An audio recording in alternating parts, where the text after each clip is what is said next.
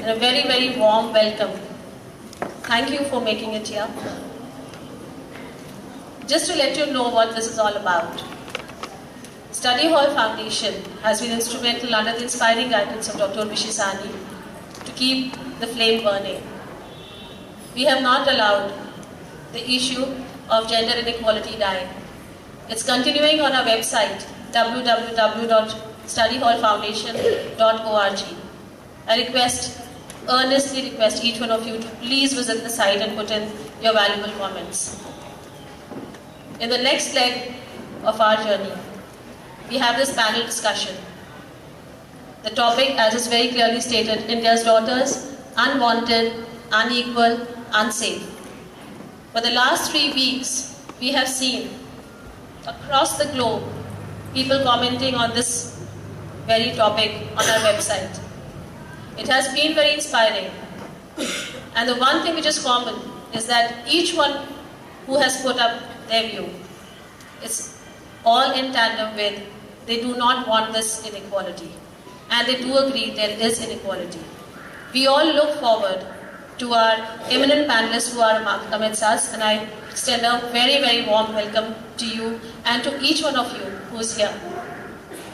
To set the note, we have a song written by Shalini Aunty. Good morning, everyone. Post the protest, which followed the December 16th gang rape incident, we have been fighting for change. Change is extremely important in a progressive and civilized country like ours. We do realize that human memory is short-lived. Issues come and go, rise and fall. However, the future belongs to us. We are the ones who will carry the fire. We are here today to listen to eminent persons talk about a very relevant issue, that is, India's daughters, unwanted, unequal, and unsafe. Our panel discussion today is to ensure that this issue does not die out. Good morning. Our eminent panelists are Ms. Madhavi Kukreja, founder of the NGO Vinangana that works for violence against women. Mrs. Sunita Allen, an eminent media personality and presently the chief editor of Hindustan Times. Mrs. Mahid Verma, journalist of the group and presently the editor of Kids College. Dr. Amrita Das, head of the Institute of Career Studies and is an eminent educationist. Mrs. Larita Pradeep, head of District Institute of Education and Training, specifically looking into teachers training for the government. Dr. Urvashi Sahni, the founder and the president of the Study Hall Foundation. Amongst our parents, we have Mr. Sarvesh Asthana, head of the Sanskar channel, and Mrs. Rupali Goyal, who is a homemaker. We have Mrs. Rekha Dondial and Mr. Rajesh Singh as the representatives of our teaching fraternity. We have Sunita Singh from Prerna Girls, Shubham Singh and Abhijit Kumar from Vidyastari Karnal, and Ayman Jafri and Arman Kukreja representing the student. So, as we begin with the discussion, my first question goes out to Dr. Urvashi Sahni. When this issue is settling down, it's slowing its pace, and other issues are taking the forefront, what inspired you to begin this campaign and sustain it? Thank you, Rohina, and welcome to all of you. You know, the point, first of all, I don't know that the issue is settling down. I don't think this is an issue that can settle down for a long time and should not settle down for a long time. It's been there for centuries, and it's just been catalyzed by this event. And it's not as though that was the only gang rape. There have been horrific ones all the time. And the rape is just a public manifestation and a very, very physical manifestation of a very deep-rooted endemic problem, which is gender inequality. It's been our effort at Study Hall Foundation for a long time to keep the issue alive in children's minds, because everyone is crying out about poor mindsets and where do they form? At home, at school, in society. So as educators, we see it as a very serious responsibility that we should be helping our students question and challenge gender norms, and that's the purpose of this campaign. It's not just against the rape. That, as I told you, is just a physical manifestation, and a very stark one, and a very horrific one. But more importantly, to think of even the subtler issues at home, but to think of the deep-rooted gender inequality, not just in society, but in our minds. And in fact, in some of the most progressive people's minds, you will find that it's there. It's a blind spot. So we want to catch them young. We want our students, our parents, our teachers, everyone to think about the issue, and that is the purpose of the campaign and of this panel discussion too. Thank you. Today we have two media representatives with us, Mrs. Sunita Aaron and Mrs. Nahi Verma. So, my question is, media has played a positive role, a very positive role in this whole issue and spreading awareness. How do you think it will take it forward? Would you like to start? Started it, and there were a lot of people who said that why media is highlighting these incidents in such details. Now, point is, if media doesn't do it, then you never take the issue to the streets, you know. You have to highlight it so that people start thinking about it and start, acting on it. Now, taking forward the media part, as you're talking about, I personally feel that girls would be wanted, they'll be safe. The problem is that they have to be wanted, and this is where a woman also plays a very important role. It's a mother who kills a baby girl in the home. So I think what we plan to do is, we are going to move a little positive, highlight people who are doing good work, who are able to take the battle, fight the battle. Like we highlighted 3 girls who were members of Red Brigade, how they fought the perpetrators who were committing crime on them, and they started their life again. So maybe a little more positive stories, so that they emerge as an icon, give some strength to the people who are, I don't call them victims, they're saviors of what has happened to them. And highlight women in a very, very positive manner, not as a commodity, not only the body part, but also her mental strength. That's what we plan to do. Great answer. Would you like to add to that?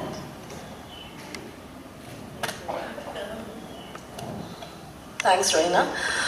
I think we are living in times of living in great times. Though it sounds terrible because of the recent incidents which have been highlighted in the media and everywhere. But I think we are living in great times because we are living in times of great awakening. We are living in times of great consciousness. We are living in times where things that were brushed under the carpet for so long are now out and open. We are talking about it. Gender issues have been there for many, many years, but they were accepted as a way of life. They were accepted that this is a done thing. So finally, that we are sitting here and talking about this is the triumph of all of us who are working for women issues and those who are working for human rights issues. See, the thing is, why do women get targeted and they get attacked? Because it is a human tendency to attack what is vulnerable, what is alone, which is voiceless. So, I think Sunita has so aptly put that when media gives this segment a voice, it is so wonderful that, these things which were thought to be done, thought to be like a way of life, way of society, considered to be, so now they are out, we are challenging them, we are working hard to change them. We have started a movement which will not stop, which will continue. But we should make full use and take full opportunity of this awakening and this consciousness. Let it not die within us. So empowerment of every human being as we are, as housewives, as parents, as mothers, as students, knowing your rights, standing up for each other. I think solidarity is very important. Because until something's happened and then we go there with candlelight marches, but something what happened in Delhi is a manifestation of the disease, but symptoms of that we are seeing in our society every moment. Addressing those symptoms, when we see them, I think that is very crucial in our homes, checking our boys at home, because all the time we are seeing these symptoms, in our own gamut of activity. So addressing them when we see them, I think that is very important. So as an editor of Kids Calling, what issues are you highlighting or do you want to highlight to empower your women readers, your girl readers? I think girls are not really separate from humanity. We are addressing core issues of respect for each other. We are addressing core issues. Sexual harassment also happens to men. Like I said, that it is not so much a gender issue. It's about being vulnerable and it's about being voiceless.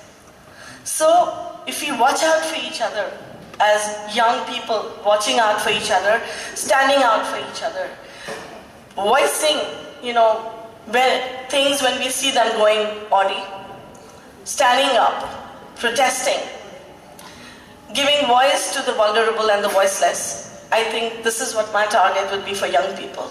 They don't sit quiet. Don't wait for something big to happen. Things are happening all the time around us. Take action when you see them. And everybody's problem is your problem. So when you see a friend, a comrade, somebody on the street whom you don't know being targeted, stand up. You'd be surprised how many people will join you when you show courage, when you stand up and say, I will not accept this. Can I add one line? I think media, usually it is said that we only inform people. But I think we'll be working as a pressure group to bring about systemic changes like you have right now in the rape laws, So I think as a media person, we can really work as a pressure group with the help of the society and bring about systemic changes. My friend Sheila would like to ask some of you questions. मैं ललिता प्रदीप जी से पूछना चाहती हूँ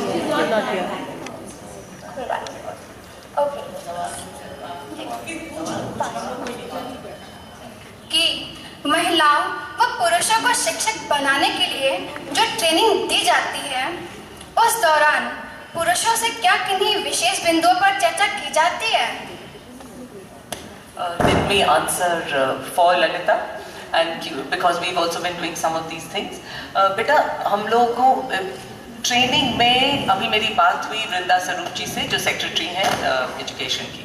वो मुझे बता रही थी कि कम से कम सन 2000 से ये बहुत ही जोरों से सरकार से आदेश थे कि टीचर ट्रेनिंग में इस मुद्दे को उठाना चाहिए, जेंडर सेंसिटाइजेशन सब टीचर्स की होनी चाहिए.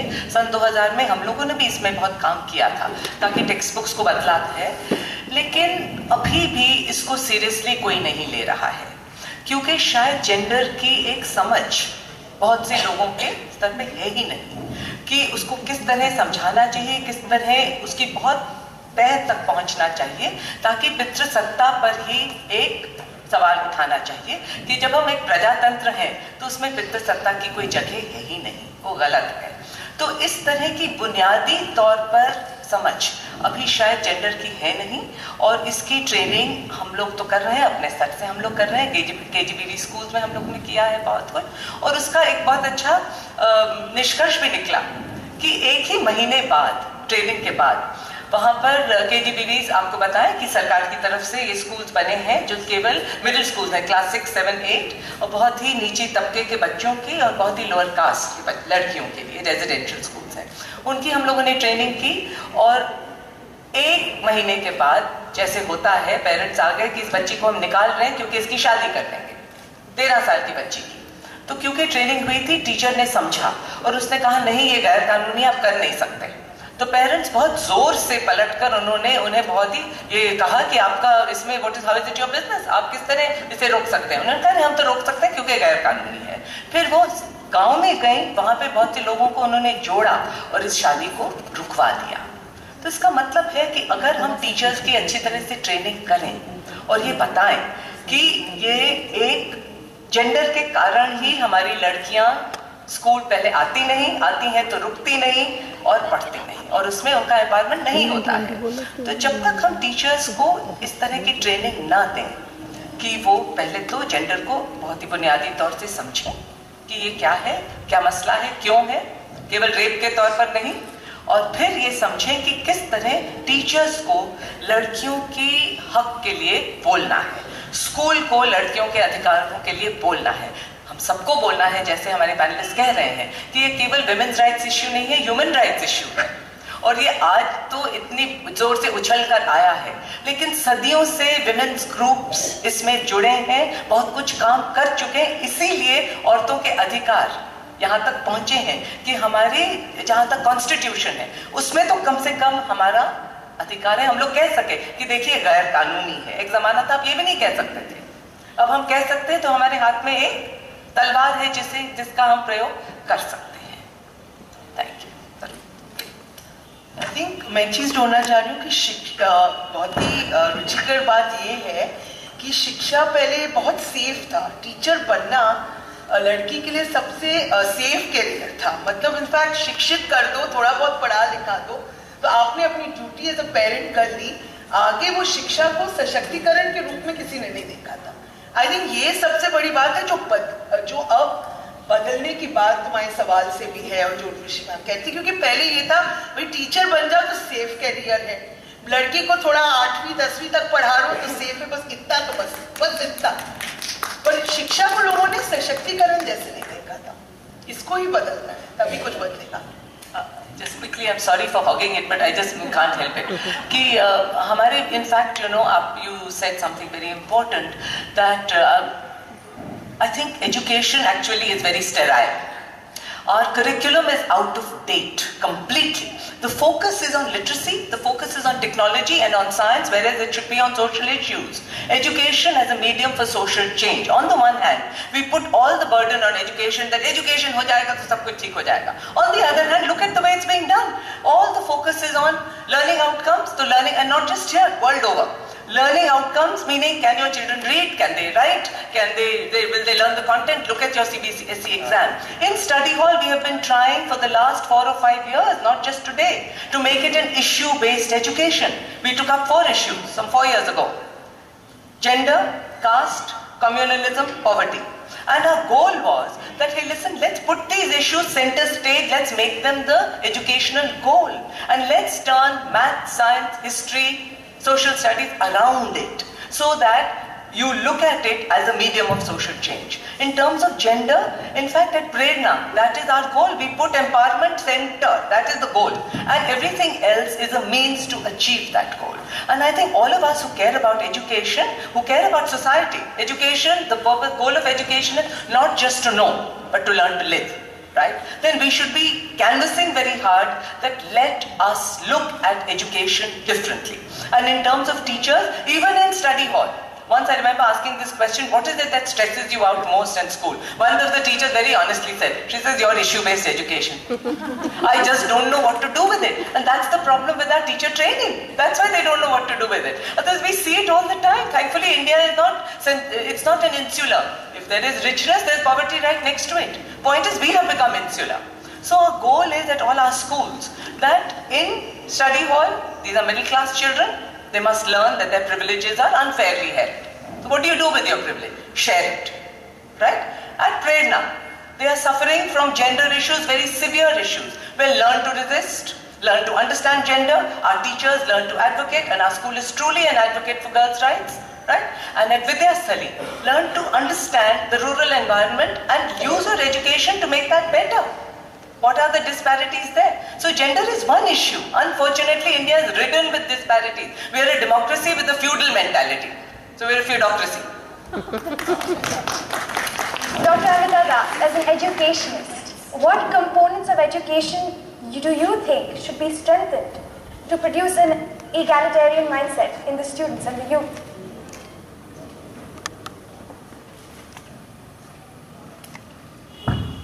As Urvashi has just said, we need to integrate issue-based themes into the overall educational curricula. It should not just be learning outcomes.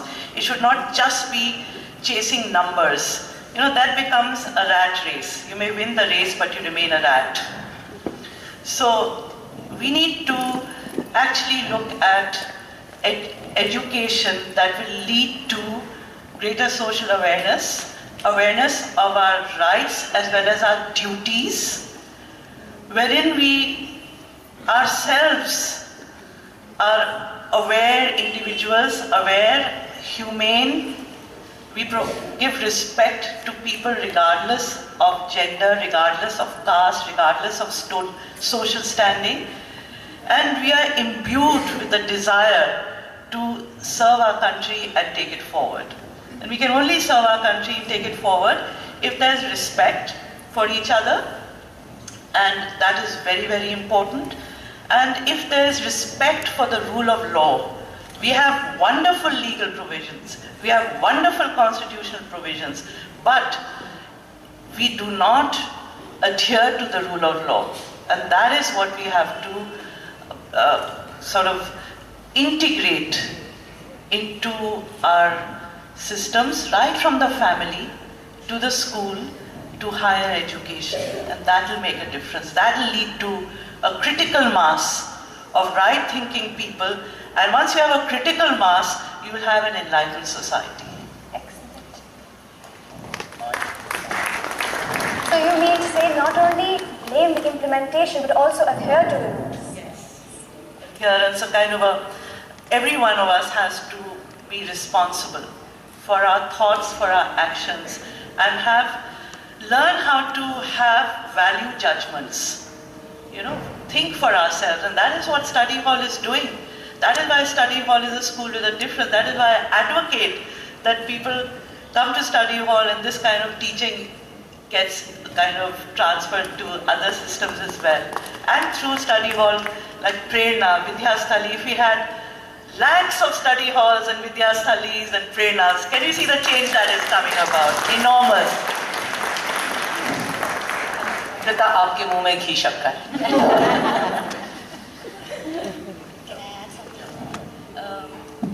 I really appreciate the point, and I fully agree with the point that education goes a long way in determining the way how our society looks at women as well as the gender biases. But here I would like to add that it is more amongst the educated people that gender biases and this concept of the daughter's upbringing has to be brought in. Because God forbid, if anything like what happened in Delhi has to happen to any of us in our families, I think they had the guts to stand up, but most of us would not have the guts to stand up. So it has not got to do just with education. It has got to do more with the thinking of women, the thinking of mothers. It is how the mother treats the boy and the girl at home, how she teaches the brother and the sister, and how what education she imparts to them.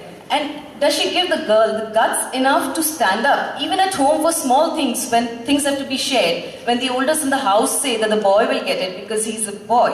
So at that point of time, she has to put in her foot and tell them. And she has to teach the child, the daughter, to stand up and say, no, that's not right.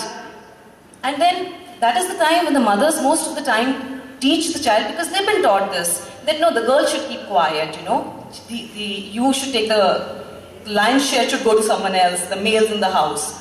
So it is more amongst the educated people. It should not be determined as, the undertrodden or the lower middle class are the ones who are facing all this problem. It happens, believe me, every day at home to a lot of our daughters. I couldn't agree with you more. Gender biases permeate and society. They go across class, caste, everything. But where you say that educated people, yes, I witnessed it as a student in class 11. I went to visit my friend, went there for lunch. Her younger brother came in later, and the mother said to this friend of mine, get up and give him water.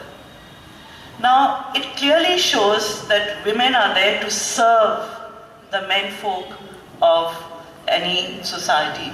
When it comes to inheritance, it's totally unequal. And even though laws say that daughters should have equal inheritance, it doesn't happen. So when I ask women, why don't you, where there has been this inequality, when I question them, why don't you have a say, why don't you voice your displeasure and claim your right? They say, we don't want to fight with our brothers. So there are a lot of issues which could be sorted out if boys and girls are equally aware. That's where the role of they respect each other and they respect each other's rights as human beings. That's where the role of the mothers become very important. And fathers, everybody.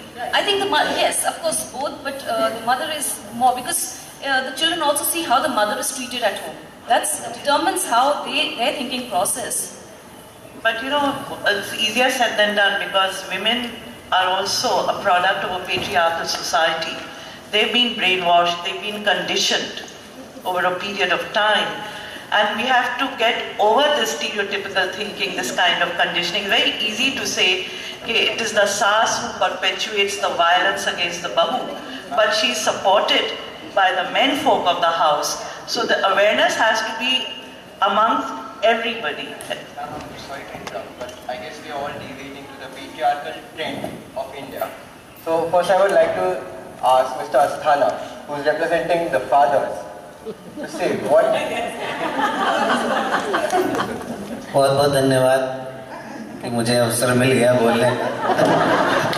मुझे अवसर नहीं मिल रहा था, इसी से सिद्ध हो रहा है कि नारी सशक्तिकरण हो चुका है।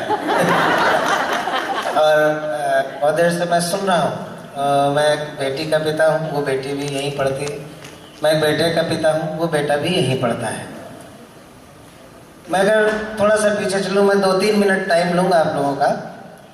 अगर हम इस सृष्टि के निर्माण से चलें, बात करें जहाँ से हम पैदा हुए, तो जो व्यवस्थाएं थी वो व्यवस्थाएं माता के हाथ में थी। जो अर्जन था, यानी कि जो लाना था बाहर से, जिससे घर चलना था, वो पिता के हाथ में था। हमारे सामाजिक और जो सारी व्यवस्थाएं थी, उनके लिए जो पहला अवतार हुआ हमारे यहाँ, वो महिला अवतार है, मत्स्य अवतार, मछली का अवतार। वहाँ से व्यवस्थाएं शुरू हुई, धीरे धीरे परिवर्तन आए। यत्र नार्यस्तु पूज्यन्ते रमन्ते तत्र देवता, ये हमारे देश का सूत्र वाक्य है और हम उस पर चलते भी हैं। नारी का, स्त्री का एक अलग रूप है, जिसके पास ममता, दया, क्षमा, धैर्य, सुनना और सेवा करना, ये एक निर्धारित किया गया किसी व्यवस्था में। मैं उसका सपोर्ट नहीं कर रहा हूँ कि ये जो निर्धारित किया गया वो सही था या नहीं था। उसके बाद जो बाहर के काम थे वो पुरुषों को दिए गए, तो जो शक्ति वाले कार्य थे वो पुरुष ने ले लिए। जहाँ पर शक्ति जिसके पास केंद्रित होती है, वो धीरे धीरे हावी होता चला जाता है। वो चाहे इकाई स्तर पर, यूनिट स्तर पर आप घर पर ले लें, या थोड़ा विद्यालय के स्तर पर आप ले लें, या समाज के स्तर पर ले लें, या और बड़े लेवल पर जाकर के ले लें, देश के लेवल पर ले लें। तो इसमें धीरे धीरे परिवर्तन आने प्रारंभ हुए हैं। यहाँ पर हमारे देश का जो सिद्धांत है, जो अंदर से, जो मन से है, वो नारी की उपेक्षा करना बिल्कुल नहीं है, नारी की अवहेलना करना भी बिल्कुल नहीं है। क्योंकि अगर नारी की अवहेलना करना होता, नारी को रिजेक्ट करना होता, तो माफ़ कीजिएगा, आप लोग सब लोग नारियाँ हैं, हमको अगर विद्या चाहिए तो हम माँ सरस्वती की पूजा करते हैं, वो नारी है। अगर हमें शक्ति चाहिए तो हम माँ दुर्गा की पूजा करते हैं, वो नारी है।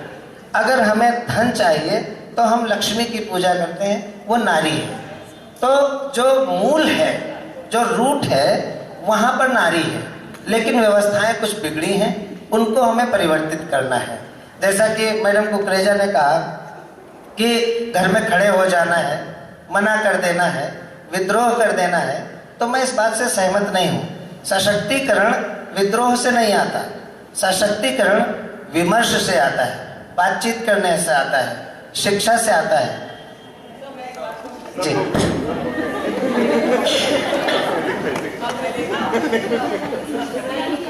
One thing that पहले तो this is not men against women, ये हम लोग समझ लें, इसीलिए कहा it's a human rights issue. नहीं मैडम, मैं ये नहीं कहना, मैं अपनी बात कंप्लीट नहीं कर पाया। एक मिनट, तो ये कहना था कि एक पहले हम इस प्लेटफॉर्म पे that it's not main against women, पहली बात। दूसरी बात ये कि विद्रोह तो जरूरी है, और ये इसलिए कि विमर्श समान व्यक्तियों में होता है। नेगोशिएशंस आप जो आपके समान है, नहीं तो जिसका जब इतना अंतर है सत्ता में, तो फिर वो तो समानता इतनी असमानता है, तो फिर तो नेगोशिएशन आपकी बात पे आ रहा था, सुन लीजिए जी। सुनीता बोलो। मैं खाली इतना ही कहना चाहती हूँ आपको सुनने के बाद जिस दिन हम लोग इन लोगों को कंपेल कर देंगे कि जो हमारी फाइट है वुमेन एम्पावरमेंट की वो यही लीड करेंगे, उस दिन हमने अपनी बैटल जीत ली। बिल्कुल हम यही चाहते हैं कि इस एम्पावरमेंट की जो फाइट है उसको पुरुष लीड करें। बच्चे जब गाना वो गीत सुना रहते हैं।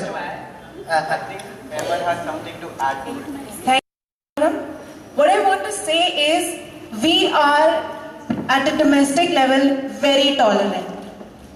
We are either putting women ahead of men, giving them special treatment, or as inferiors.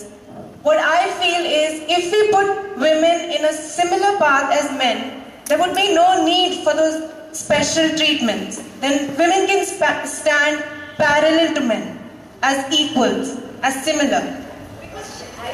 Goddess or a slut. This can't be done. Yes. You can't either worship her or rape her. Not equal. And I also want to say is कि देखिए पहले तो क्योंकि ये औरतों का मुद्दा है तो ऐसे men समझते हैं कि वो they have to be defensive about men. ये हम छोड़ दें. Because the point is, it is a social issue, it's a human rights issue, और हम लोग इतने benevolent ना हो कि उसके चलिए देखिए हिस्ट्री तो होती है और उसके कुछ ना कुछ explanations भी होते हैं, तो वो तो ठीक है, लेकिन जो चीज़ गलत है वो गलत है, और जो चीज़ अनफेयर है वो अनफेयर है। और इसमें ये हम ये ना कहें कि वैसे तो हम बहुत पसंद करते हैं, लेकिन ये इतने 1 मिलियन लड़कियों की हम भ्रूण हत्या करते हैं इन इंडिया। इंडिया का जो जेंडर इनइक्वालिटी इंडेक्स है, out of 146 countries, 149 countries, we are 126. Only Afghanistan is lower than us in this region. इतने बुरे आंकड़े हैं। तो जब इतने बुरे आंकड़े हैं तो कुछ हम बहुत बुरा कर रहे हैं और हमें ये मानना पड़ेगा और ये कहना कि नहीं नहीं वैसे तो हमारे समाज में हम उसको देवी मानते हैं और वैसे तो हम लोग सब औरतों के लिए हैं, तो फिर ये सब हो कैसे रहा है? अगर हम लोग सब औरतों के लिए हैं तो फिर ये सब हो कैसे रहा है? ये मानना पड़ेगा, इसकी जिम्मेदारी लेनी पड़ेगी और सबको एक आवाज में कहना पड़ेगा जो हो रहा है गलत है। दूसरी बात, जिसके पास सत्ता है वो बहुत मुश्किल से छोड़ता है, चाहे वो सफेद कालों का मुद्दा रहा, चाहे वो अंग्रेज और हिंदुस्तानियों का मुद्दा रहा, चाहे वो कास्ट का इश्यू रहा, चाहे वो मर्दों और औरतों का इश्यू रहा। तो हर एक जब भी हिस्ट्री आप जांचिए तो जब भी समानता कहीं भी आई है तो एक अधिकारों की लड़ाई लड़ी है किसी ने, विद्रोह हुआ है। नहीं तो हिंदुस्तान भी क्यों विद्रोह करता? विमर्श करता, विमर्श से नहीं कुछ हुआ। हमें तो विमर्श भी तब करेंगे जब एक हद तक पहुंच जाएंगे। आई थिंक मानती बहुत अब मुझे पता है कि आपने कहा कि शायद ये सही नहीं है, पर मैं तब भी कहूंगी कि शायद वो मर्द जो दिल्ली के सड़कों में उन्होंने वो कांड किया और जो अलग अलग चीजें, क्या उनके अंदर इस तरह की कैरेक्टरिस्टिक्स थी कि वो ममता, मतलब प्यार, देखभाल करना, दया, ये जो सारी चीजें हैं ये क्यों सिर्फ औरत को ही सिखाई जाती हैं? औरत इनका ठेका लिया हुआ है, तो क्यों नहीं मर्द और औरत में, दोनों इंसानों में ये सारी भावनाएं होती और कुछ औरतों में वो भी भावना होती कि हम लड़ाकू हैं या हम अपने हक के लिए बात करते हैं। तो ये दोनों जो मतलब लोगों के कहते हैं नेचुरल कैरेक्टरिस्टिक्स, ये तो इंटरचेंजेबल है इंसान में। तो क्योंकि हमने इनको बहुत जेंडर के खाकों में डाल दिया है कि आप महिला हैं तो आप ऐसी होंगी, आप ममता में हैं, तो यही इसी पे, इस मूलभूत चीज पे मैं इसी मुद्दे पे आना चाहता हूँ जी। अरमान, about the movements for women, the solution for it is that men who feel that women and men are equal, the men should also fight for the women. They should go hand in hand together and they should fight for the rights of women. Like my mom has taught me, treat women equally. I would, this particular case of Nirbhaya was taken up and all Justice Verma committee and everything was formed because the youth, not only women, both of them stood up for the cause, and they outside India Gate, all of them were fighting. Dr. Das, do you think youth power is potent, as Arman put it? That's a very interesting question. The biggest strength of any nation is its youth. India has over 800 million citizens who are below the age of 35. About 50% of them are women. And this is being termed as a demographic advantage for the country. But demographic advantage in what terms?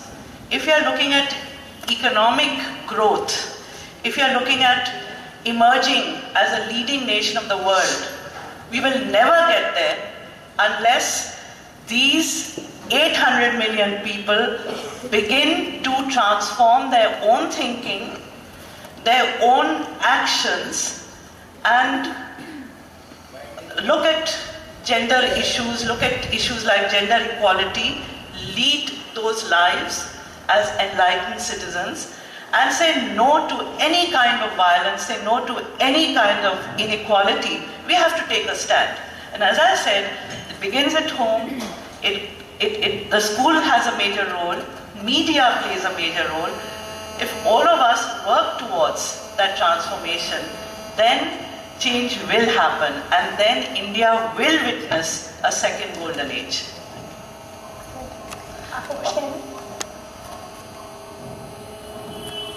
Ma'am, मैं miss माधुरी कुकरेजा से एक प्रश्न पूछना चाहता हूँ। Ma'am, आपने कई दूर दराज के गांव में जाकर महिलाओं के साथ काम किया है, तो मैम मैं ये जानना चाहता हूँ कि वहाँ की महिलाओं की खास तौर पर कौन कौन सी समस्याएं होती हैं? शायद तुम भी गाँव की तरफ से हो, तो शायद तुम भी जानते हो। आई थिंक समस्याएं एक ही है लगभग। उनकी जो सब यहाँ बैठे हैं उनको भी चिंता होती है लड़कियों की शादी की, और वहाँ भी चिंता होती है। वहाँ कहीं खेत और जंगल में लोग निकलते हैं तो मतलब लड़कियां जब स्कूल जाती हैं 5 किलोमीटर दूर या खेत से निकल के जाती हैं तो लोग टेंस हो जाते हैं कि कौन उनको ताका होगा छेड़ने के लिए। यहाँ जब लोग बस में जाते हैं तो माँ बाप और वो लड़कियां परेशान होती हैं कि कौन अपना धक्का या कोनी एक लगा देगा। तो आई थिंक मैं तो मानती हूँ कि संदर्भ अलग है। वहाँ कुछ है कि छोटी छोटी चीजों के लिए औरतों को बहुत संघर्ष करना पड़ता है, जैसे उनको अपनी शिक्षा हासिल करने के लिए या इकट्ठा होने के लिए।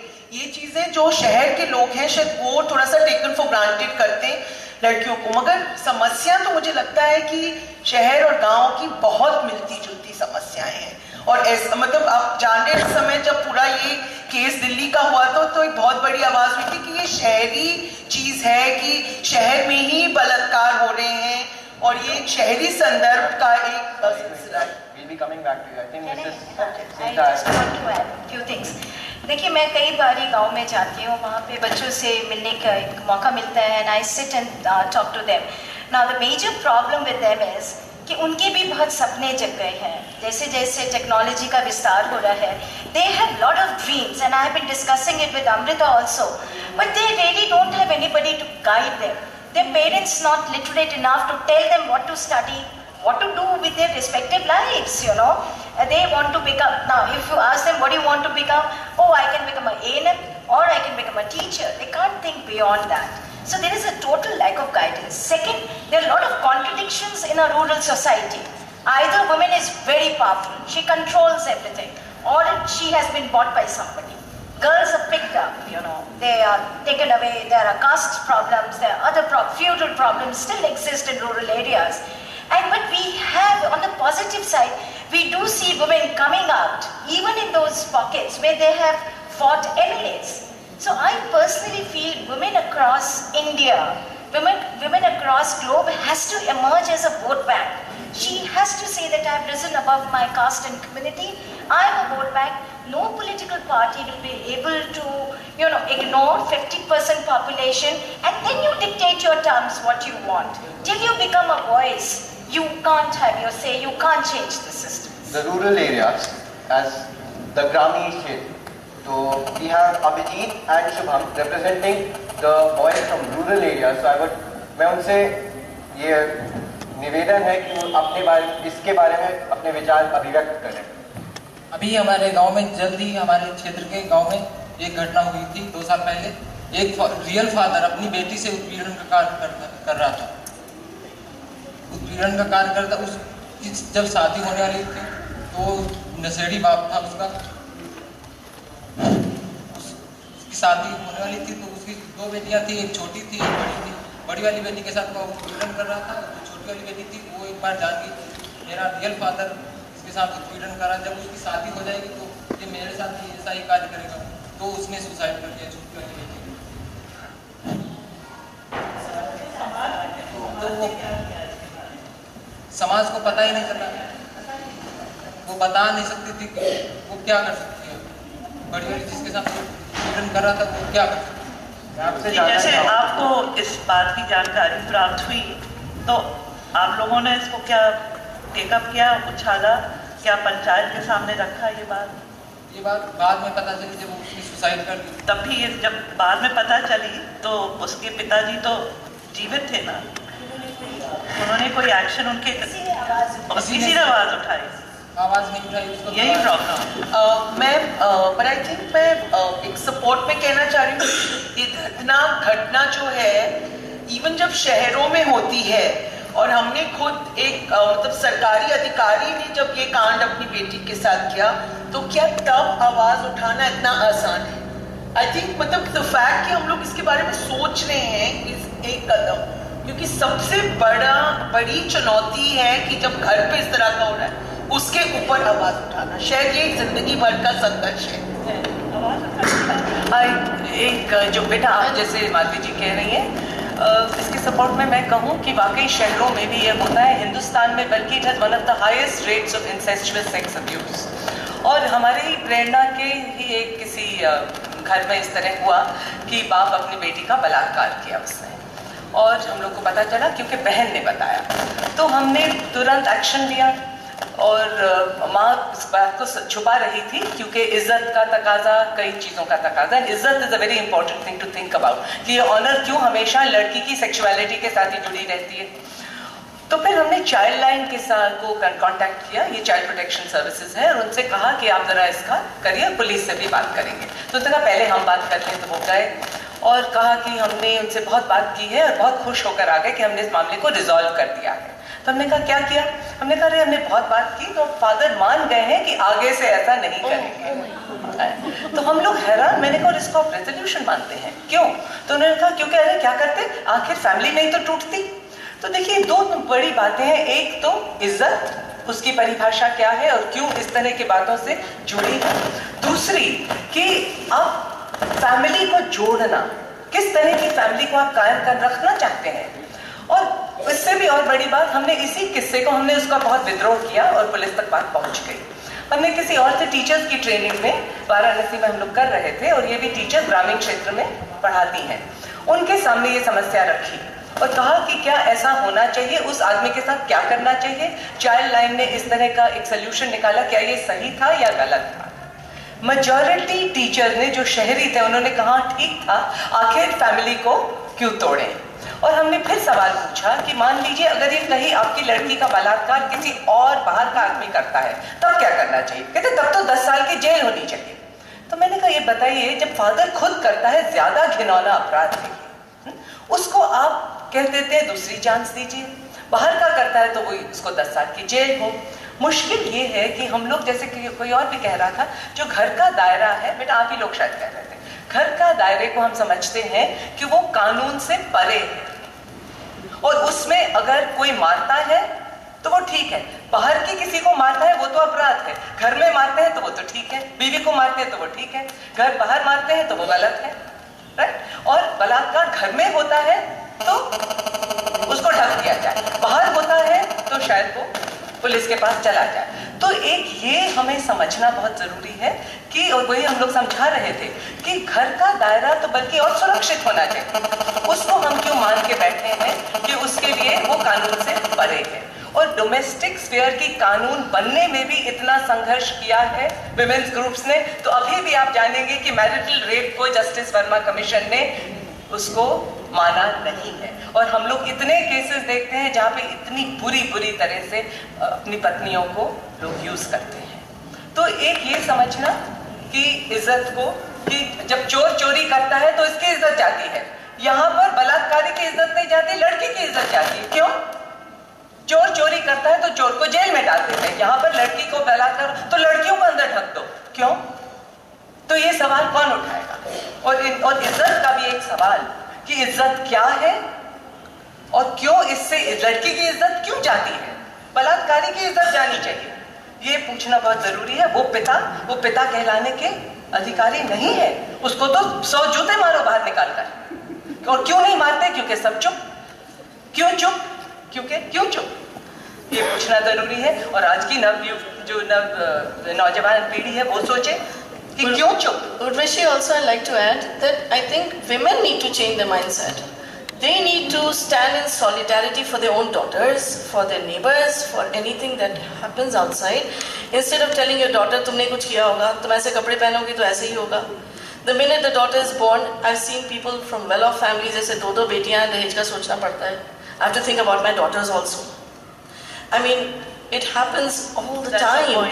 We are sending these messages to our daughters moment to moment that you are different, you need to be, that you are powerless, that you are voiceless.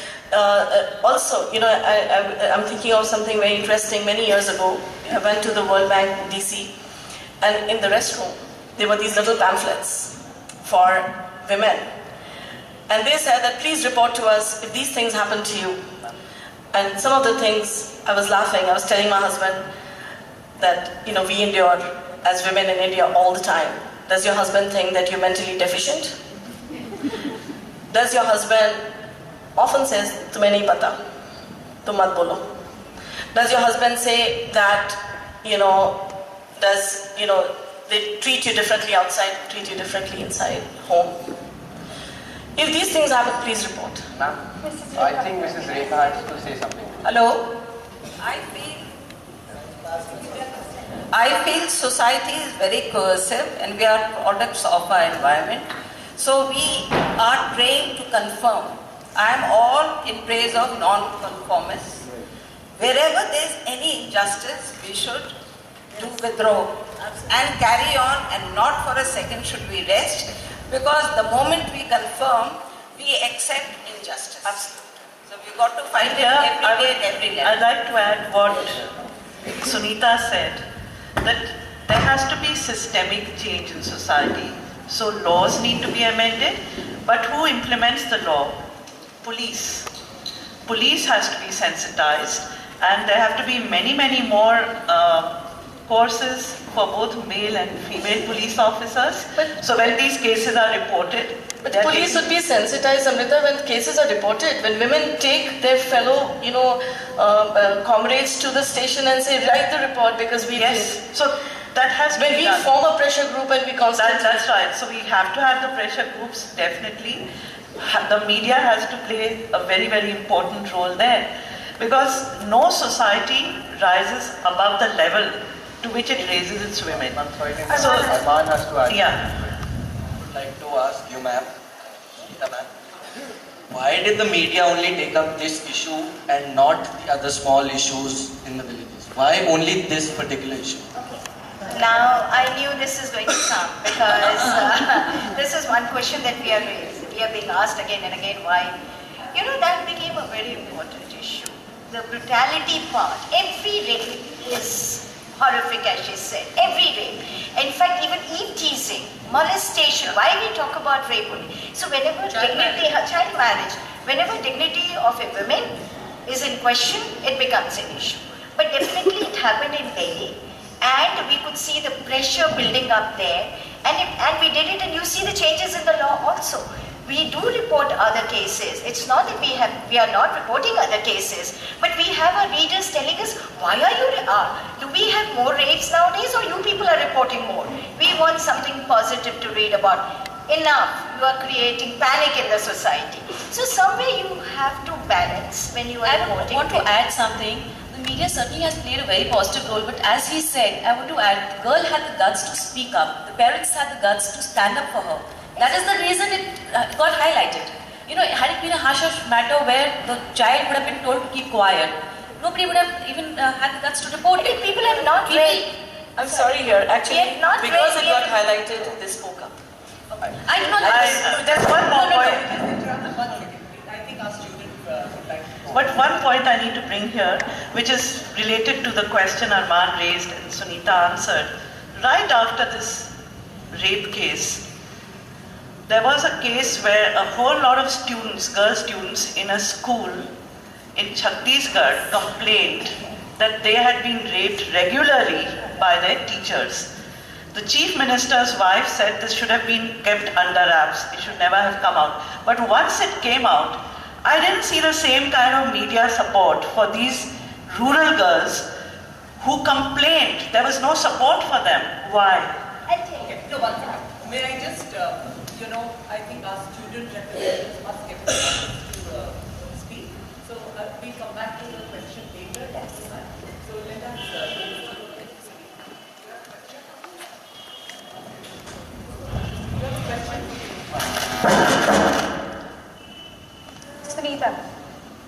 Sunita Singh, ये बताइए, आपको प्रेरणा में इस प्रकार से सिखाया जाता है, पढ़ाया जाता है कि आपको शिक्षा के साथ प्रशिक्षण भी मिले। ऐसे प्रकार की शिक्षा को आपको क्या फायदा मिलता है समाज में? प्रशिक्षण भी मिलता है उससे? जी, फायदा तो बहुत हुआ है, क्योंकि अगर हमें फायदा नहीं होता तो हम यहाँ पे नहीं बैठे होते। इस तरह की शिक्षा की हमें ज़रूरत है और प्रशिक्षण की ज़रूरत है, और हमारे जैसे स्कूल की ज़रूरत है जहाँ पे हमें शिक्षा दिया जाता है। हम चाहते हैं कि हमारे जैसे स्कूल हर गांव कस्बे में हो। अगर ये हमारा स्कूल नहीं होता तो क्या पता मैं किसी गांव में अभी कुछ और काम कर रही होती। और बहुत ज़रूरत है इसकी, हर लड़की को, हर गाँव की लड़की को, कस्बे की लड़की को, शहर की लड़की को, हर जगह की लड़की को। Urvashi ma'am, you have seen the Prerna girls from when they first came to what they are now. How have you seen the change happen through education?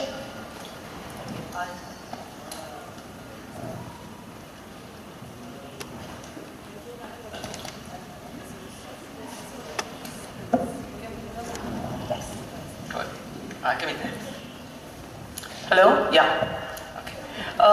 I want to quickly say that I think our students speak for themselves, and the reason I think the school has worked the way well it has in terms of our achievement scores are way out, we outperform national and state averages. Our transition to high school is almost 88%, our completion is 90% as compared to 28% nationally. Let me tell you. And our attendance is 85% as compared to 50 or below. And teacher attendance is 97%. So I think the reason the school is working well is because we put empowerment center stage. We made that the educational goal, and our approach was that we kept life outcomes in mind, not learning outcomes. We want children's lives to change. And that changes when children learn to resist, fight for their rights. First of all, recognize yourself as having rights, most importantly. Then building the capacity to aspire, that how can I have a better life? And then secondly, resisting child marriage. Vidro, sir. Resisting child marriage, resisting domestic violence, and also going out. Our children have formed a campaign, they have campaigned in their communities against domestic violence, against child marriage. So become a self-advocate, become an other advocate. And most importantly, understand that you're an equal person with equal rights, and that you should not be unfair to anyone, and you should not accept anything unfair. So building that kind of strength is what has led to the success of our school. But before I think we move on to others, and maybe now our panelist from Vidyasthali would like to say something as well. Beta? हमारे गांव में ma'am एक लड़की थी, तो ma'am उसकी शादी ma'am कर दी गई थी। मैम बहुत एजेड आदमी था, तो मैम लड़की होगी ज़्यादा से ज़्यादा मैम 16 या 17 साल, और मैम जो आदमी था वो कम से कम 40 साल का था।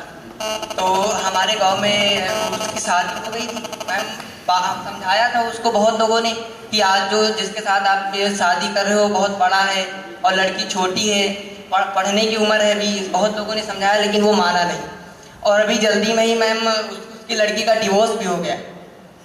यस मैम, मैम एक लड़की उसकी है, मैम उस लड़की की एक लड़की भी है, और मैम जिसके साथ उसकी शादी हुई तो हो गई थी, उसका डिवोर्स हो गया।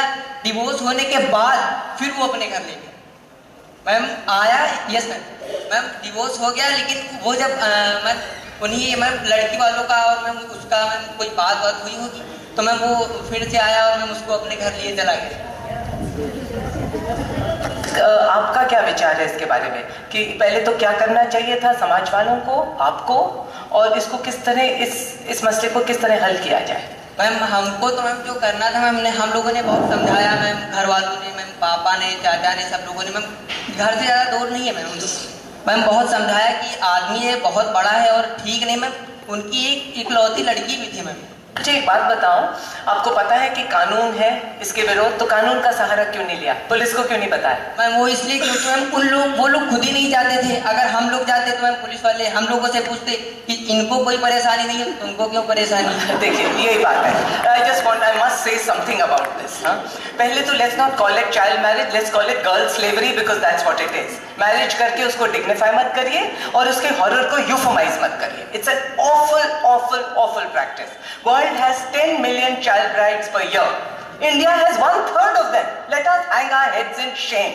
Just let us hang our heads. Secondly, बेटा आपको एक और दूसरा किस्सा सुना है। यहीं पर इस तरह की किस्सा उठा और लड़की को वो कह रहे थे कि मैं अपनी बेटी की शादी करने जा रही हूँ। हमने रोका, मैंने कहा तुम मत करो, बहुत समझाया। कहते मैं बहुत गरीब हूँ। मैंने कहा तो इससे तुम्हारी गरीबी कम कैसे होती है? ये भी ना समझी। कहती मैं तो करूंगी, आप चाहे कुछ करिए। मैंने कहा पुलिस ले आएंगे, फिर भी ना मानी। फिर मैंने उसके फियांसे का नंबर ले लिया किसी तरह, तो मैंने उसको फोन किया। मैंने कहा बेटा आप अच्छे से लगते हो, आपकी कितनी उम्र है? कहता है 22 साल। ये तो 40 साल का 22 साल के लड़के के साथ भी ये गैर कानूनी है। और उसने कहा, मैंने कहा लड़की की उम्र है 16 साल, तो आप इसके साथ शादी मत करो, ये गैर कानूनी है। उसने कहा मैडम प्लीज मत रोकिए, हमारे कार्ड छप चुके हैं, इज्जत का तकाजा, ये वो फला टपका। मैंने कहा अच्छा देखो तुम अच्छे से लगते हो, मुसीबत तो तुम्हीं पर आएगी क्योंकि स्टैट्यूटरी रेप कहलाता है ये, तो तुम तो जाओगे जेल। इसलिए तुम ये शादी 2 साल रुक जाओ, 18 साल की हो जाएगी तब कर लेना। मान गया। मतलब ये कि हम लोग वही बात, घर का दायरा है तो कानून को ना बुलाएं, ठीक है? कानून बने ही इसीलिए हैं कि आपकी सुरक्षा के लिए, तो बुलाते क्यों नहीं? पुलिस को एक बार ले जाइए किसी के दरवाजे पर और उसको रोक दीजिए शादी को, तो देखिए कोई ना करेगा। हम लोग डरते हैं, नहीं करते हैं, तो कहना चाहिए, पहले तो ये बता देना चाहिए कि गैर कानूनी है, दूसरा बता देना चाहिए कि पुलिस तो ले ही आएंगे, तो इसलिए तुम इज्जत तब तो क्या, अब तो क्या जाएगी, तब तो बहुत ही बुरी तरह से चली जाएगी। और लड़कों को पता होना चाहिए कि इसको स्टैट्यूटरी रेप कहते हैं, जेल जाएंगे वो। तो ये सब कानून जानो और उनको इम्प्लीमेंट करो, डराओ उनसे, तब लोग समझते हैं। Ms. Kukreja, you come across so many cases like this. Are the laws actually helping you, or do they hinder the process? I think laws definitely help. The fact that you have the knowledge of the law and that there is access and you know that it's your right, I think that definitely that's a framework. But the challenges like this, that हम police के पास जाएंगे तो police भी वही चीज कहेगी कि भाई आपके घर का मामला है. I think the biggest challenge is to change the patriarchal mindset of the people who are implementing the laws. So I think the police are the most difficult. For instance, if you take, we haven't touched dowry yet. I mean, a dowry is, I mean, you can think of in a rural area या गरीब घरों में तो आप दहेज के प्रति जा भी सकते हो कानून को लेके, पर क्या आप किसी अमीर के घर या जो हम लोग सब यहाँ बैठे उनके घरों में उन्होंने क्या दिया और क्या लिया पे सवाल भी कर सकते हो? I don't think you can do it. So I think that the law is very important, but often some of our mindsets make, like the dowry law is a joke in this country. I mean, the highest IAS officer will get the biggest dowry in this country. I mean, as you have a better job, you get more dowry. Emma wants to add to that. We always find that it's the administration, we accuse them, but don't you feel that all those judges and those bullies from the same society? Absolutely right, and along with that, there is the issue of corruption. You pay money to the police, you pay money to the judiciary, and you're above the law. You go out scot-free. So this has to be taken into account. I think even with the police, हमको भी मना किया है police ने कई बार कि आपको क्या तकलीफ हो रही है, उसका तो घर बस रहा है. हमने कहा देखिए जी, आपके ओपिनियन से हमें मतलब नहीं है, कानून है, आप अपना काम करिए. कानून कहता नहीं तो आपके ओपिनियन इसमें आता ही नहीं है. कि आप क्या समझते हैं, आपका क्या रवैया है। कानून बना है, आपको कानून की रखवाली करनी है।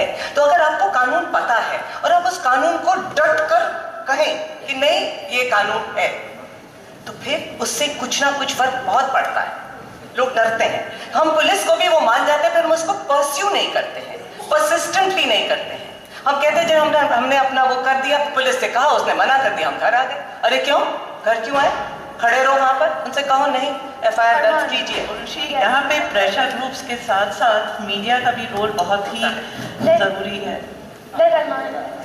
Like the Ashiana rape case, the judiciary and the police, they take a very long time to get a final decision of the case, and that like the Ashiana rape case, he's convicted now. Really, I think I will repeat what Amrita said, that you do need, the media should not give up also.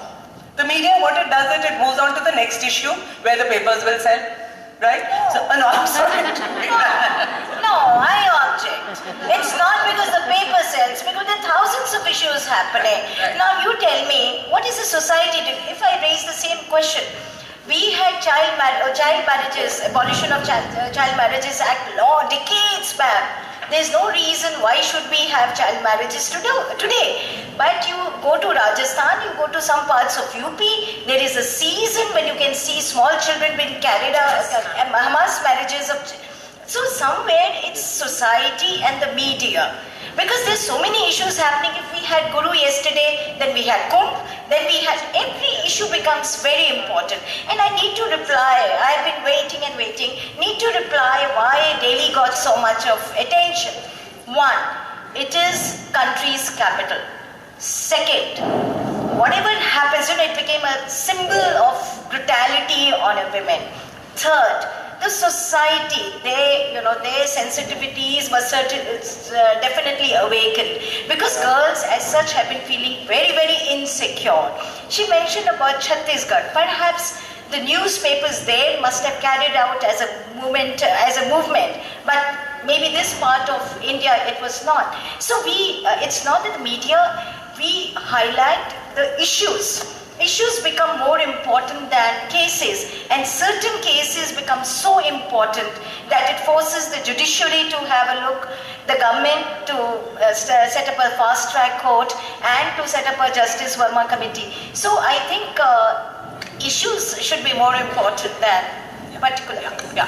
No, I'm sorry, I didn't mean to offend you, but what I meant was that persistence is the answer. That when something like this happens, then you need persistence from all quarters.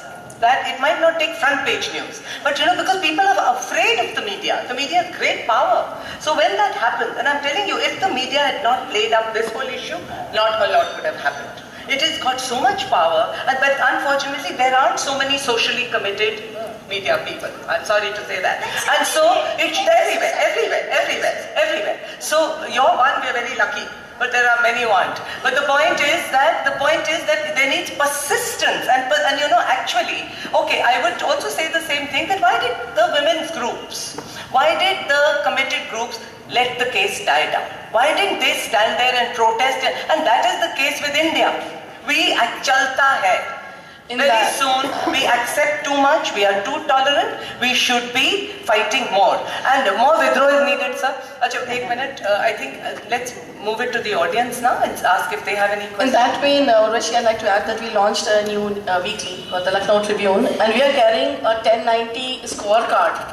How many cases are reported to the Women Helpline and how many are redressed every week.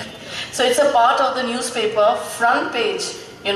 So it's a scorecard of 1090 helpline. That how many cases are reported, how many are addressed. So Ashiana. Now, if you remember, nobody was talking about Ashiana after this. It is the media which kept it alive, and you have to credit media for that. So I personally feel media is playing its role. Recently, a minister made a comment on DM's beauty. He said she has a very good figure. We carried it for 3 days. There was not even a single reaction. For us to, we basically a newspaper is a different thing altogether, but we have become activists nowadays. Very good. So, and we want to comment and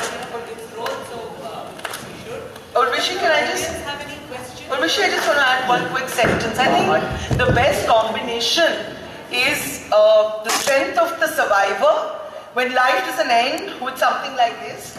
Activists to support the survivor because there's a lot of things you've got to deal with, and the role of the media. And I think then when justice is got, it stands as a great example for everybody around. Yes. So I think, the few cases that have happened, justice has been got. I think everyone goes home feeling that this is really what India should be about and this democracy about. बच्चे और बच्चे मुझसे हंसते, ये चीज आना कि एक लड़की ने स्लैप किया तो लड़के के लिए एक उसकी बात है, शर्म की बात है, ये जब तक नहीं आएगा कि समानता का एक एजुकेशन में नहीं आएगा कि ये हमारे फ्रेंड्स हैं, और इसमें जेंडर इशू इस बात का नहीं है कि लड़का अगर मारता है तो वो इतना शर्मनाक नहीं है, लड़की मारती तो शर्मनाक है।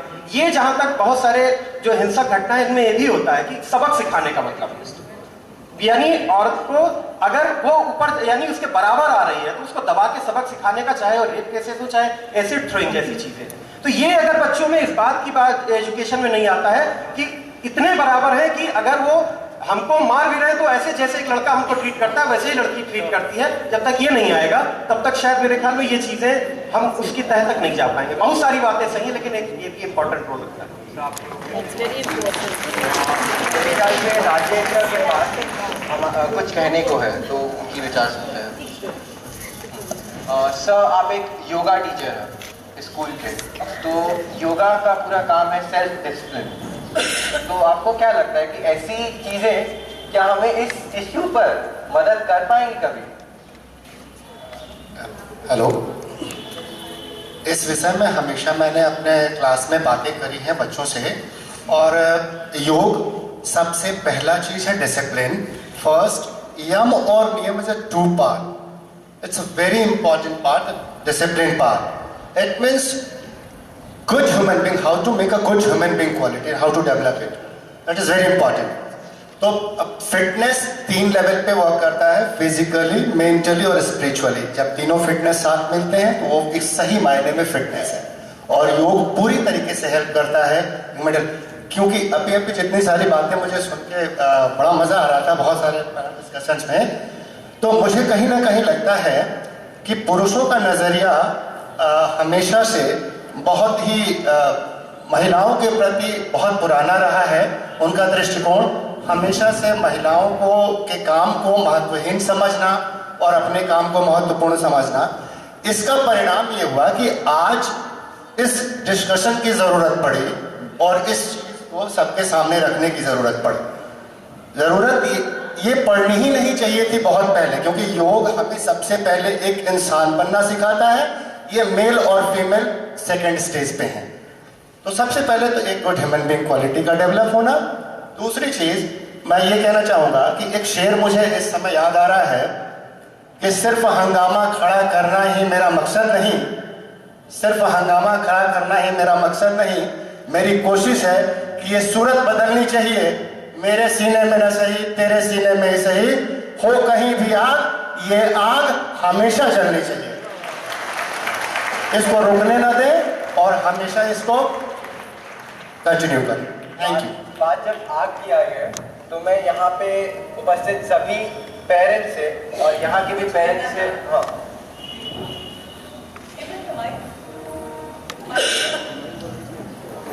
I just wanted to say something after hearing what has been said here. I'm wearing this uniform and I'm still one of the 1% people who was in the Indian Army today. But I just have to say that a lot of women have to get over thinking of themselves as women. A lot of women have to say that so what if it's 99% men, I can do it as well. And if you have the mindset, you find after a while those 99% men also do not consider you a woman every time you start working. So it's very important that whenever you put your foot forward, it's not because you're a man or a woman, it's because you're doing something that you want to do. And the second thing that I want to say is, there was a question here as to why things die down. It is because we as a people let them die down. You know, we put the responsibility on the media, on the police, on the administration. Why not on ourselves? I have also part of the same society. The day I stand up and say, I won't stand up for this, the day my children stand up and say, the day I convince my mother-in-law, my father-in-law, everybody to stand up and say, I think I've done my bit. And not only have I done my bit, when it emerges in society, I stand up every time and support it and not forget it. Because I'm also the mother of a daughter. It could happen with my daughter. So I think we put too much of pressure on people around us. I think we should put some of it on ourselves. Yes. We are equally responsible for that. And I think she raised a very important point. When women come out to work, they want to seek all concessions as a woman. So if you are out in the field, you're working, she's in the army, I'm in the media, let's behave like professionals and not women. Then only you command respect, otherwise you can't. Adding to everybody's point made here, I think there's a parent. Okay. Madam, personally, as a parent, I feel that we should instill good moral values in our children right from the very beginning, especially sons, who have to be taught to respect women right from the very beginning. And if we do this, I feel that the world will become very safe for women in general. I'd like to add to that it's not only the responsibility of the parents, it's the responsibility of the school also. Earlier, it's on. Earlier, when we were young, there were many textbooks on the history of India where there were personalities, great personalities like Ram Mohan Roy ji and Rani Lakshmi Bai. This all is missing in the textbook right now. Our children are reading about French Revolution and Industrial Revolution. But what about the history that motivates them, that there have been people like this in our society who brought changes? And we can be one of them. Our name will also be included in these people. This is one person, this is individual level, school level. Another thing is religion. I think religion makes everyone unite, and these days I observe that children are shy to go to their religious places. Why? They should be glad, they should be proud to be associated with religion, because religion teaches them tolerance, religion teaches them respect. So every student should be taught to respect their religion and be proud of it. Children should not be shy to go to their temples or masjids, or that is what the culture of new generation is coming up. And third thing, I would like that women and children, especially girls, will feel more safe when they physically feel they are stronger. And for that, school can include in the curriculum activities like karate, judo, to make them more physically confident that they can pick up any kind of molestation that is there from the male gender. Thank you. Yes, ma'am. Just a moment. First of all, I would like to thank the study hall people that they have come up with this issue, because I feel, I am a psychologist working in the counseling field. I feel that most of the issues which have been happening, it is happening in the middle class homes. But the thing is that we are not coming up and speaking. Most women, we hide issues. We feel that it becomes a prestige issue for most of us. So I feel that as a woman, first of all, we all need to respect our own self. If you respect yourself as a man or as a woman, then we'll be able to teach our children that you, whether you're a male or a female, if you respect you as a self, S-E-L-F, self, and I'm sure our society will definitely turn into something that we are all looking forward to, and we are actually in the awakening mode, and we are going towards a good future. Thank you very much. I just want to add something here. Ma'am, I think I'd like to differ. I think religion being taught is something that unites on a small scale. And whatever unites on a small scale divides on a larger scale. So I think morals can be followed as morals, not because it's a religious path, but because you're a human, you respect the rights of another human. I think the framework of human rights versus, I think religion also had taught us a lot of gender bias. So I mean, if we can turn around and see how many people are wearing sindoor today, or how many people have to wear a ghungat or a niqab, I think, I mean, these are just very simple symbols of religion. Also, आपने कहा कि models in history. It's interesting again, you know, Rani Lakshmibai because Mardani, I mean, ऐसी है Mardani. So I think that who were the people? I mean, Florence Nightingale, wonderful person, but again the caring part. I mean, looking after people. So I think that the models in earlier on curriculum were not necessarily of empowered women. So I think we need to look at that also. Which is why I just want to add to what everybody is saying. One, I agree with her and with Madhvi that a lot of our religions have been the perpetrators of gender bias, actually. And in fact, कि तुम बराबरी करती हो, and तुम्हारे संस्कार कहाँ है? All this idea of honor, izzat, tied to women's. Just one moment, ma'am. It has come. A lot of it has religious sanction, which is a problem. That is one. Secondly, I think that even morals I don't want to talk about. More importantly, our children need to get a social, political understanding in an intellectual sense of human rights, of democracy, what it means, not just to mouth it, of politics and what it means, of power and how it's divided and distributed. And that should be part of the curriculum, just like math, science, history. In fact, that is what we are propagating very hard. We are advocating. I met with the minister in Delhi, I met with some senior official. I said, let's make, to begin with, gender studies as part of the post-primary curriculum across the board, just like Hindi, maths, English, history, gender studies. In Prerna, we do it all the way from class 6.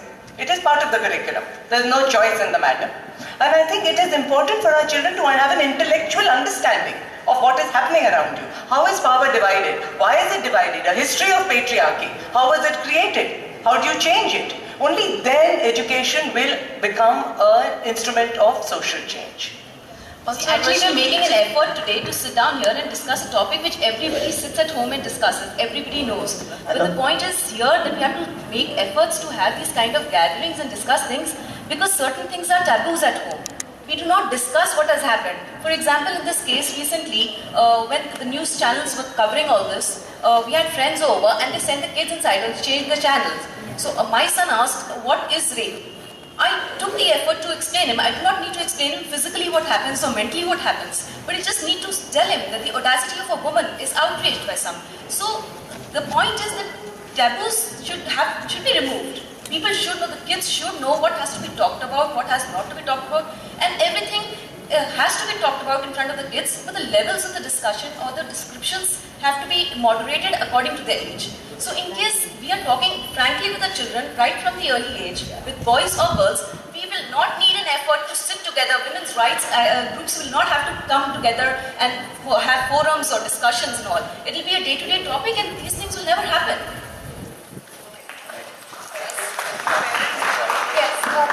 Since a lot of awakening has been done right now.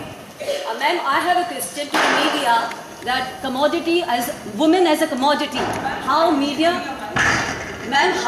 is going to tackle the issue of commodity, women as a commodity, because it all boils down to that. So I would like to have your views upon that. Thing I said about that women, if she's willing to be seen as a commodity, and I mentioned about a minister who had made such a lousy statement against the district magistrate at a public function. You know, there she was not sitting as a woman, she was the collector of the area, and now the people would look at her figure and not at whatever work she wants to do or she. But nobody, we carried it, we invited people, but nobody talked about it. Ma'am didn't come up. She's an educated woman. Why are we feeling sorry for her? Well, she maybe because she's an IS officer. Maybe she has written to the government, and she has not come to the press because, as per their rule, they are not supposed to talk to the press directly. So there may be she has done it. But point is, why women have not reacted to it? Why women have not reacted to it? And if you are referring to the portrayal of women in films, then also I think there is a time for the society to look at it, because we allow women on hoardings. There may not be anything in the picture, but we allow. So it is for us to decide whether we want to continue, and why we do see serials in which all the detective women are always conspiring. I don't think so. A woman is always conspiring. She's doing much more than that. So why are we watching them? So I think this is something which media can do, but economics are very important But when also, I think protesting against products which accentuate, like Axe effect, for example. I think it is downright degrading ad for women. I mean, all a woman needs in a man is a bike, dandruff-free hair, fresh breath, and now fair complexion. I mean, I think these stereotypes need to be challenged. I think women groups should challenge, because this is constantly sending these messages into our drawing rooms, into our families, into our children, moment to moment, that this is how, things are. The movies where an ordinary person, he stalks a girl and eventually the girl falls in love with him. I mean, so stalking is considered to be, acceptable, because this is the best way the girl will eventually fall in love, because she gets tired of warding you off. So I think these things, filmmakers, it's not just the print media, or it's not just the television media. I think what you're talking about, commercialization of women. And women themselves, I think the group of girls who are sitting here, they're about 2%, not even %, of girls who are awakening to their mission and their causes. I think for them to be responsible, for them to treat themselves as pioneers, treat themselves as crusaders for this cause. I would like to say that here that when media had raised a point about the IS officer's figure getting commented, the thing is that in Nirbhaya's case, she made a comment. Being a girl of such a young age, she commented. But why didn't an IS officer make one comment? Even though she's an IS officer, it was a matter of womanhood. Why didn't she comment? And I think she didn't take the stand, and she didn't get any support from any angle, because she is an IS officer. She should have been taking the lead in reacting. But she stopped herself. Is it her education or is it her post which stopped herself from giving a comment to press? What kind of leadership is she showing? Most of the IS officers, we request them to write for us and we give them a pen name. Their service rules don't allow them to speak to the press. This is what it is, and it's a hard reality and a bad reality. I don't think so it's the right thing. One thing I would like to say, when this gang rape happened, people spoke about item numbers. There was a lot of debate on item numbers. But when the people are going and watching films, the actresses are also doing it. So vulgarity in films is a very, very separate subject which we can discuss for days.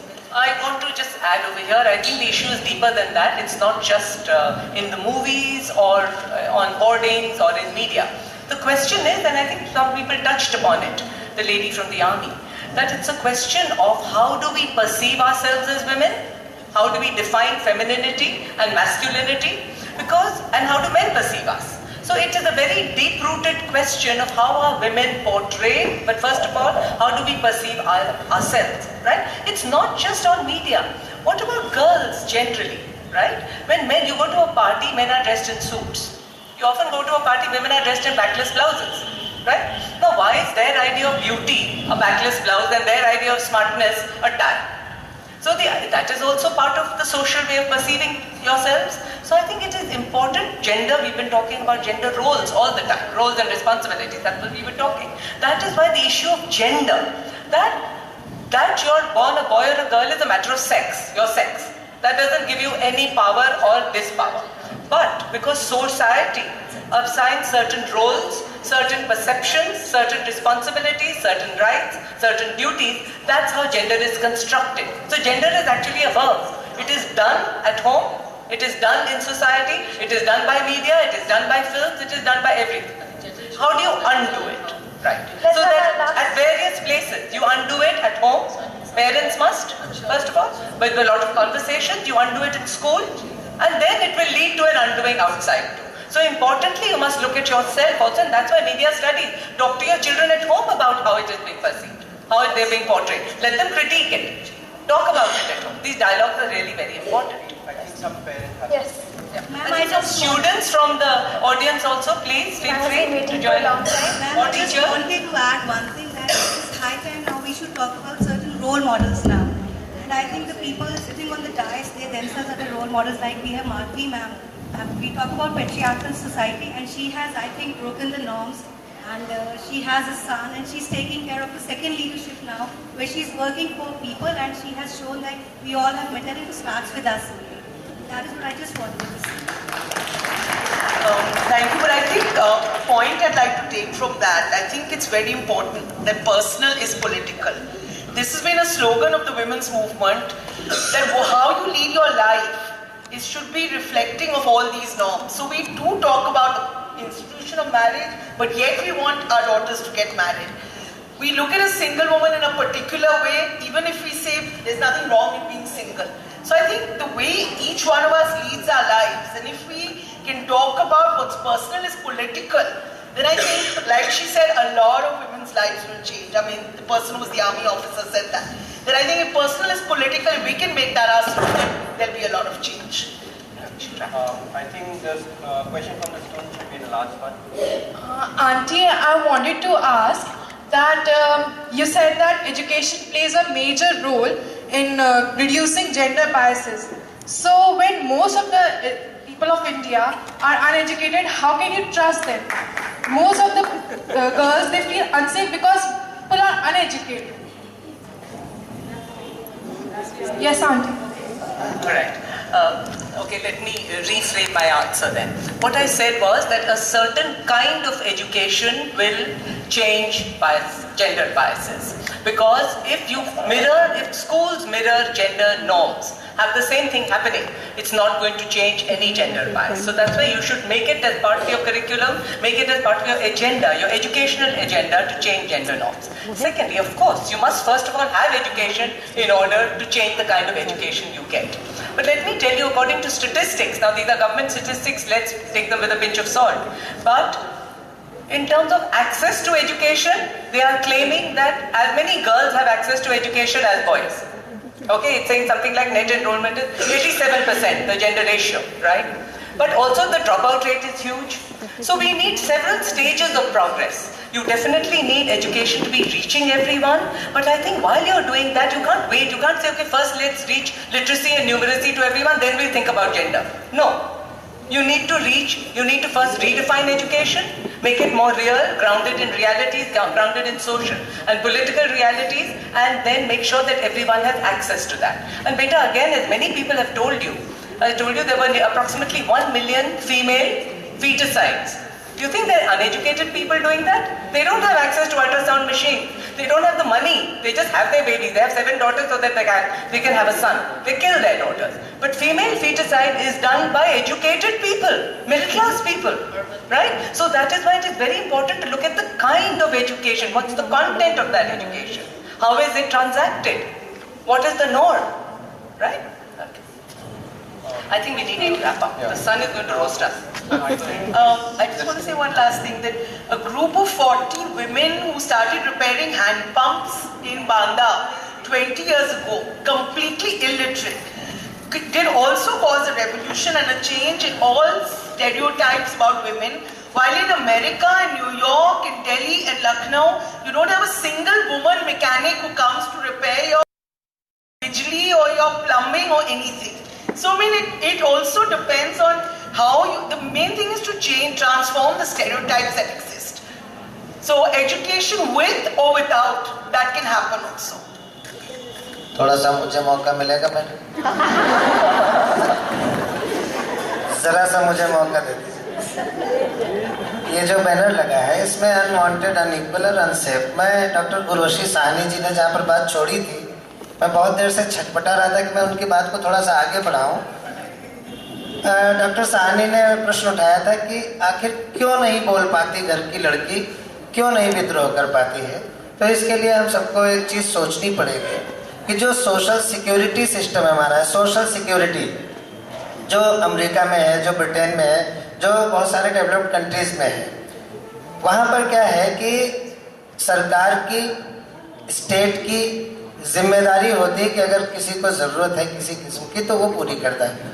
हमारे यहाँ थोड़ी सी problem ये है कि अगर कोई मान लेते हैं लड़की विद्रोह करके खड़ी भी होती है परिवार में उस पिता के खिलाफ, तो उसको बाद में सपोर्ट कौन करने वाला है, उसकी फाइनेंशियल नीड्स को कौन पूरा करने वाला है, उसके सर्वाइवल को कौन देखने वाला है।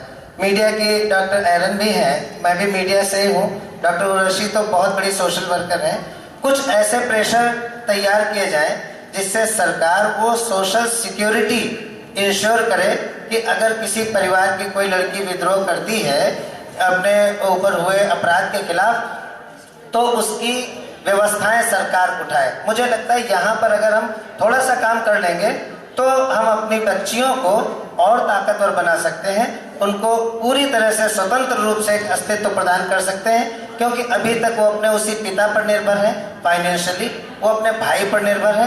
जब तक ये कुछ चेंजेस नहीं आएंगे तब तक मेरे ख्याल से थोड़ा मुश्किल पड़ेगा। आपकी बात सही थी सर कि सोशल सिक्योरिटी सरकार की तरफ से तो होनी चाहिए, पर मैं एक और बात फिर कहना चाहूँगी कि लड़कियां अपने बाप और पिता और भाई पर इसलिए निर्भर हैं, सिर्फ इसलिए नहीं कि उनके पास और कोई चारा नहीं है। आप अगर बहुत ही यहीं पर देखेंगे तो कई औरतें, कई ऐसे घर हैं जहाँ के पति कमाता तो है लेकिन दारू में उसे उड़ाता है। औरत ही काम कर कर, चाहे मेहरी का काम कर कर अपना पूरे घर को चलाती है, तो इसका मतलब आत्मनिर्भर वो है ही, लेकिन साइकोलॉजिकली वो आत्मनिर्भर नहीं है। तब भी वो उसी पति की मार खाती है रोज, और ये डरती है कि बाहर जाके मेरे पर बलात्कार हो जाएगा। घर की बलात्कार, पति की बलात्कार रोज सहती है, लेकिन तब भी उसके मन में ये मानसिकता है कि बाहर मुझ पे अत्याचार हो जाएगा तो वो बहुत बुरा है, लेकिन घर का अत्याचार किसी तरह से वो मुझे सहना ही है, क्योंकि वो तो हमारा सिस्टम है।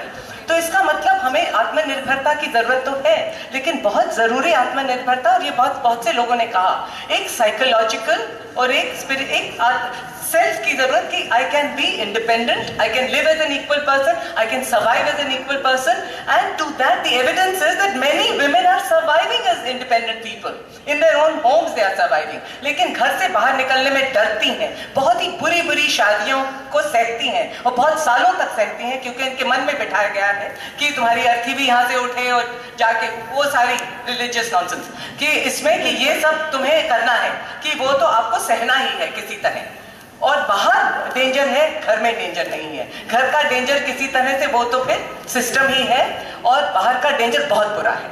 ये हमें बच्चियों को सिखाना है कि बेटा पहले अपने मन में एक आत्मनिर्भर बनो, वेरी इंपॉर्टेंट साइकोलॉजिकली, फिर ये शक्ति होगी कि आप आगे भी कुछ कर सकते। Mrs. Allen, Short, okay. I'm quite relieved कि इन्होंने कहा personal is political. Otherwise, most of the discussions end with media bashing and government responsibility. As I said earlier, because there are a whole lot of people sitting here, please think about your vote. Take the responsibility. Elect the right government. You'll have the right system, and we are just a reflection of the society. You'll see everything good in the paper there. Mrs. Allen rightly said.